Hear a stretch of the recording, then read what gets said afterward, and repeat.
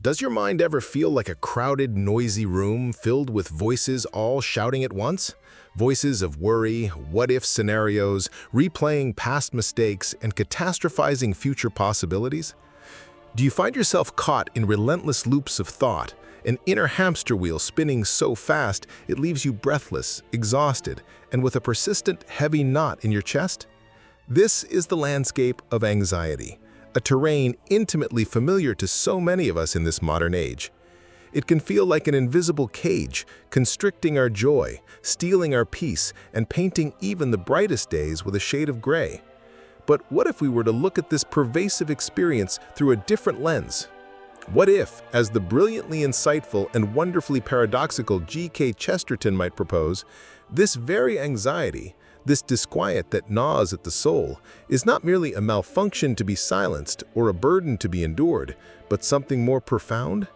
What if it's a signal, an uncomfortable yet urgent call? Chesterton, a master of turning conventional wisdom on its head, once penned the line, "There is a thought that stops thought. That is the only thought that ought to be stopped." Could it be that our anxious thoughts, those tireless, circular, and often tormenting mental patterns, are precisely the kind of thought that needs to be brought to a halt, not by sheer willpower or by layering more thoughts upon them, but by a radical, courageous, and ultimately liberating act of surrender? What does Chesterton, a man who championed common sense yet delighted in divine paradox, teach us about the very essence of anxiety? Though he wouldn't have used the clinical terms we employ today, his understanding of human nature was extraordinarily astute, allowing him to diagnose the spiritual underpinnings of much of our mental distress. Firstly, Chesterton might observe that a significant root of anxiety lies in our subtle, often unconscious attempt to play God. We strive with a kind of desperate intensity to foresee every possible future, to control every variable, to manage every potential risk, to be the architects and guarantors of our own security and happiness. We take the immense, crushing weight of the future, a future we cannot possibly know in its entirety, onto our own very finite shoulders. Chesterton, who had a profound sense of man's creatureliness and our joyful dependence on a creator, would see this as a fundamental misplacement of trust and an overestimation of our own capacities. He wrote in Orthodoxy, "Reason is itself a matter of faith. It is an act of faith to assert that our thoughts have any relation to reality at all." The anxious mind often operates as if its worst-case scenarios are reality, forgetting the leap of faith required even to trust its own dire predictions. It's an attempt to be omniscient and omnipotent in our own small sphere, an ambition that is doomed to failure and inevitably breeds profound unease. We forget, as he might put it, that we are characters in a grand divine drama, not its sole author and director. Secondly, Chesterton saw an inextricable link between true sanity and a profound humility. This wasn't the false humility of self-deprecation, but the clear-sighted recognition of our true place in the universe. He famously stated, "The madman is not the man who has lost his reason. The madman is the man who has lost everything except his reason." Anxious thought patterns can become precisely this, a closed, internal loop of reason detached from the larger, more benevolent reality of God's presence and providence. The mind turns inward, obsessively analyzing, planning, and worrying, feeding on its own fears until they become monstrous, blotting out any light. Humility, for Chesterton, is the antidote. It's about seeing ourselves rightly, not as insignificant, but as gloriously limited, dependent creatures who are part of a cosmic order far greater and more wonderful than our individual anxieties. Anxiety often involves an inverted form of pride. Everything depends on me to prevent disaster, or "my worry is what holds the world together." Humility gently corrects this distortion, reminding us that the ultimate responsibility for the universe and for our lives within it rests in much larger, stronger, and infinitely wiser hands. Thirdly, and perhaps most characteristically, Chesterton believed that wonder and gratitude were absolutely essential for spiritual and mental health. Anxiety is a thief of both. When our minds are consumed by worry, our capacity for wonder at the sheer, improbable gift of existence shrivels. The beauty of a sunrise, the intricate design of a flower, the laughter of a child, these marvels become background noise to the insistent clamor of our fears. Gratitude, too, becomes an alien concept because our focus is relentlessly fixed on what we lack, what we might lose, or what dreadful thing might happen next. Chesterton, who famously declared, "I would maintain that thanks are the highest form of thought, and that gratitude is happiness doubled by wonder," lived in a state of almost perpetual astonishment and thankfulness for the most ordinary things, for beer, for cheese, for the startling color of the sky. He once wrote, "When we were children, we were grateful to those who filled our stockings at Christmas time. Why are we not grateful to God for filling our stockings with legs?" This radical, almost defiant gratitude for the givenness of life is a powerful counteragent to the inward-looking scarcity-mindedness that fuels anxiety. So how exactly is anxiety a call to surrender? It functions as a call because the inherent discomfort, the sheer unsustainability of living in a perpetual state of high alert and inner turmoil signals that our current way of operating is fundamentally flawed.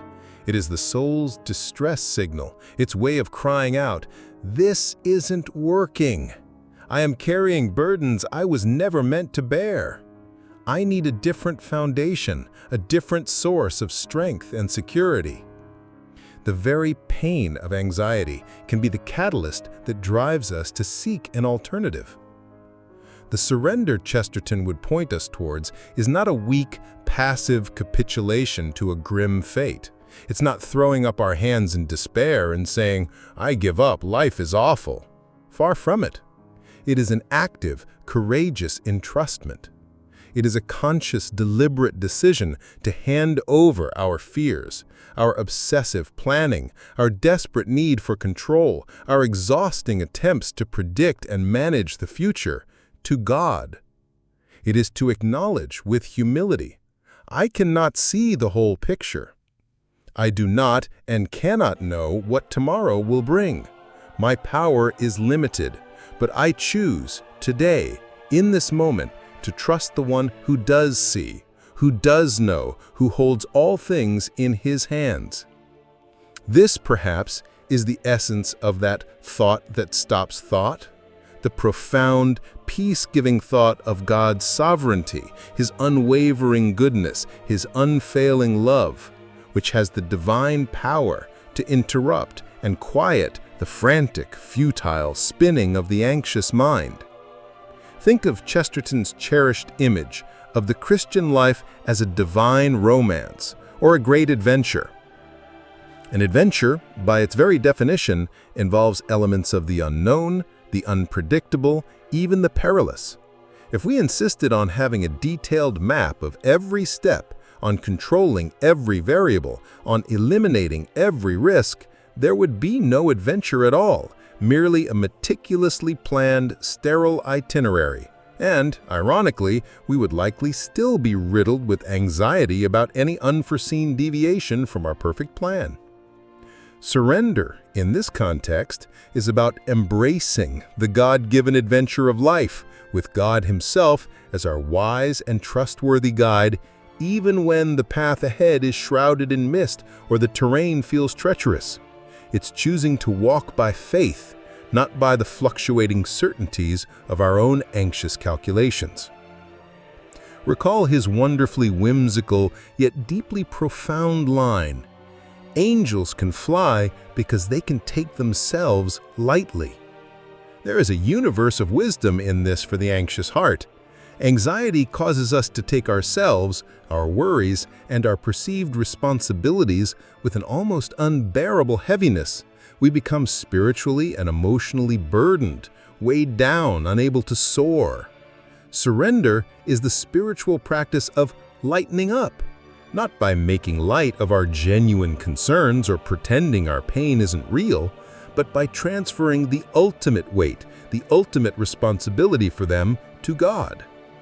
It is to acknowledge with humility, I cannot see the whole picture. I do not and cannot know what tomorrow will bring. My power is limited, but I choose today, in this moment, to trust the one who does see, who does know, who holds all things in his hands. This, perhaps, is the essence of that thought that stops thought, the profound, peace-giving thought of God's sovereignty, his unwavering goodness, his unfailing love, which has the divine power to interrupt and quiet the frantic, futile spinning of the anxious mind. First, actively practice the humility of acknowledging your genuine limits. This is not an admission of failure, it is an embrace of reality. Say it out loud, write it down, confess it in prayer. I cannot control this outcome. I do not have all the answers. I don't know for certain what will happen. I can only do my reasonable best with what is directly in front of me today and trust God with the rest. Chesterton was a great believer in common sense, and common sense dictates that we are not omnipotent, nor are we omniscient. There is a strange, unexpected peace that can begin to settle in our hearts when we truly accept this fundamental truth of our creaturehood. The world does not rest on our shoulders alone. Second, consciously and deliberately cultivate Chestertonian wonder and radical gratitude. When anxiety begins to tighten its grip, make a conscious effort to shift your focus, even if only for a few moments. Intentionally look for something good, something beautiful, something true, however small or seemingly insignificant. Notice the intricate pattern on a leaf, the taste of your morning coffee, the comforting warmth of a blanket, the unexpected kindness of a stranger, the steadfast presence of a pet, a line of scripture that suddenly speaks to your heart. Consider keeping a gratitude journal, listing 3 to 5 things each day for which you are thankful. This isn't about engaging in toxic positivity or ignoring your legitimate problems. It's about balancing your perspective, about actively reminding your anxious mind that life, even amidst its difficulties, is more than just its worries. As Chesterton powerfully asserted, thanks are the highest form of thought, and that gratitude is happiness doubled by wonder. Let this defiant gratitude become a weapon against the darkness of anxiety. Third, fully embrace the active nature of surrender. Remember, this is not a passive giving up to despair. It is a proactive giving over to God.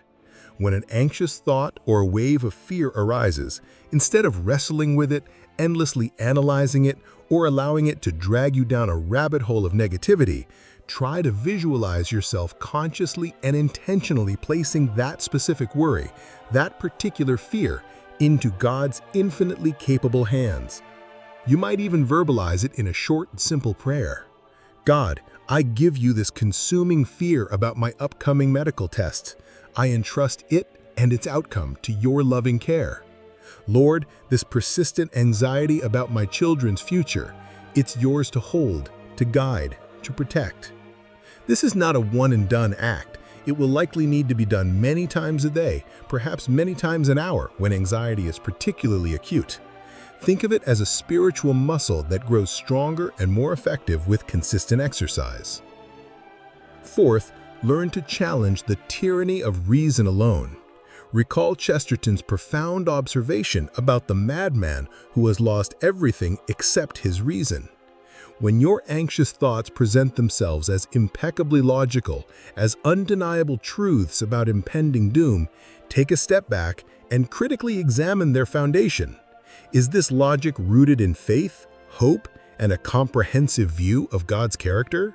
Or is it a narrow, self-contained loop fueled primarily by fear and worst-case speculation? Introduce a bigger logic into your mental landscape. The logic of God's promises as revealed in Scripture, the logic of His historical faithfulness to His people, the logic of His ultimate victory over sin, suffering, and death, powerfully demonstrated in the resurrection. Immerse yourself in stories of faith, in testimonies of God's provision. Remind yourself deliberately and repeatedly of God's unwavering character. He is good, He is loving, He is sovereign, He is faithful. Fifth, endeavor with God's help to take yourself lightly, as Chesterton imagined the angels do. This does not mean trivializing the seriousness of your struggles or dismissing the very real pain that anxiety can cause. Rather, it's about attempting to inject a measure of holy humor or divine perspective into the way you view your anxious thoughts themselves. Are these thoughts, which often present themselves with such authority and finality, really the ultimate truth about your situation or your future? Or are they, as Chesterton might have playfully but astutely characterized them, rather pompous, self-important little tyrants attempting to unlawfully dominate your inner kingdom? Sometimes gently acknowledging the absurdity or the sheer exaggeration of a particular worry while still validating the emotional discomfort it causes can begin to rob it of some of its oppressive power. This requires spiritual discernment and certainly is not a panacea for deep-seated anxiety, but a touch of God-given lightness can create much-needed breathing room for the soul. Sixth, find and fortify your orthodoxy, your firm, unshakable place to stand. For Chesterton, the historic doctrines of the Christian faith were not intellectual burdens or restrictive dogmas, but profoundly liberating truths that provided a solid, reliable foundation in a world that often felt chaotic and meaningless. What are the core, non-negotiable truths you believe about God, about yourself as His beloved child, about the nature of reality, and about your ultimate hope? When anxiety attempts to shake your foundations and throw you into confusion, consciously and prayerfully return to these foundational beliefs. They are your spiritual anchors in the storm.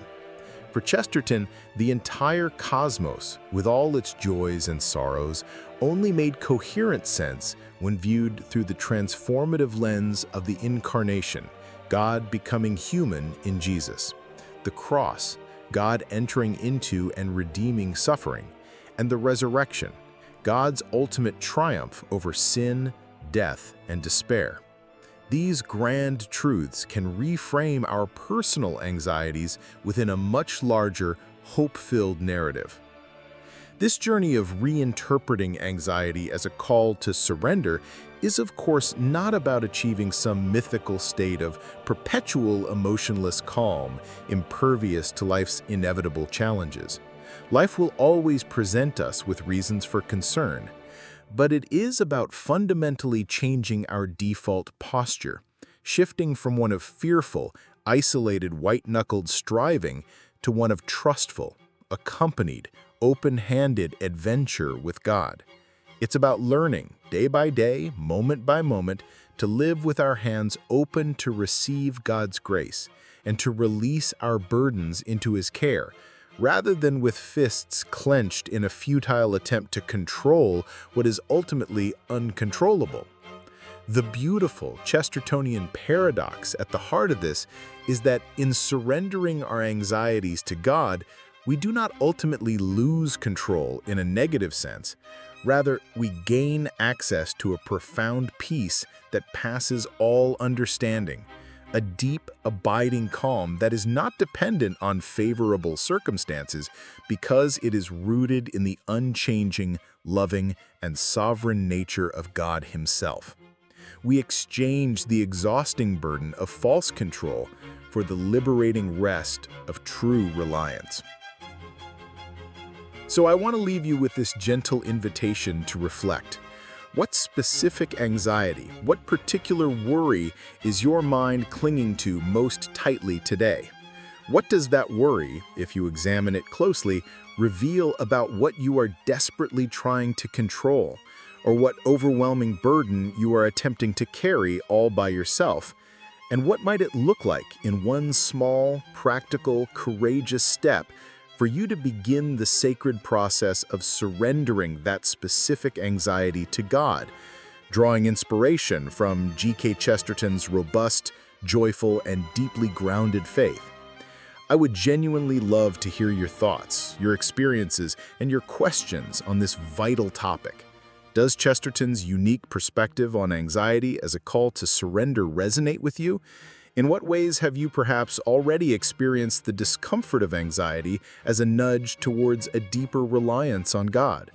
Please feel free to share your insights, your personal struggles, and perhaps your own cherished moments of discovering the unexpected freedom and peace that can be found in surrender in the comment section below. Your story, your vulnerability, your wisdom could be the very beacon of hope and encouragement that someone else desperately needs to encounter today as they navigate their own often turbulent inner waters. Let us learn from one another how to walk this challenging but ultimately rewarding path of courageous, trust-filled surrender. Thank you for joining me in this deeper dive into the profound, always thought-provoking, and surprisingly relevant wisdom of G.K. Chesterton. May you find the courage to hear and respond to anxiety's often uncomfortable call, not with more worry, but with the liberating, peace-giving act of surrender. And in doing so, may you discover a lighter heart, a quieter mind, and a deeper, more abiding connection with the God who desires to carry your burdens for you.